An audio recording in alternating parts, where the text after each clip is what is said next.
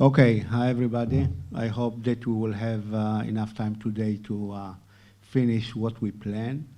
My orders to the table here is to do it, everyone should do it within 15 minutes, and then we will have time maybe for discussions.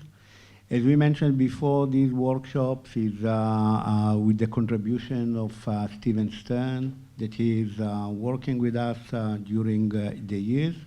And we try to understand topics that connected to these situations of cyber terror. The speakers, you already heard the names. Every speaker will discuss his topics, and then I hope we'll have time for questions and answers.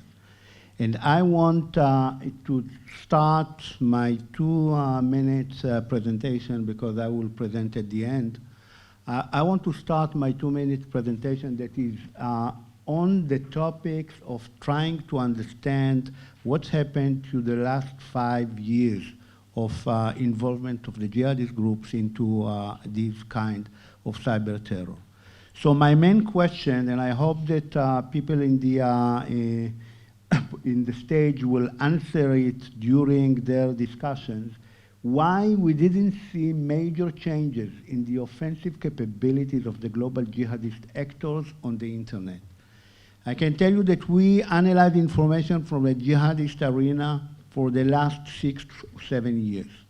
And one of the issues that we see during these years, that they have a development of the technology, they have development within their operations on the ground, they have development within using the technology, but we didn't see a major development within the offensive operations of these organizations.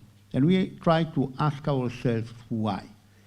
Because it is a strategic decision that was taken by these organizations, because it's low capabilities that they have within these organizations, or that there is not enough technical knowledge within these organizations. It's a very problematic topic to address because you don't have all the information that you want on these organizations, but you try to analyze the operations of these organizations through what they are doing, what they are publishing, what they are delivering to their audience, how they are operating within the technical arena.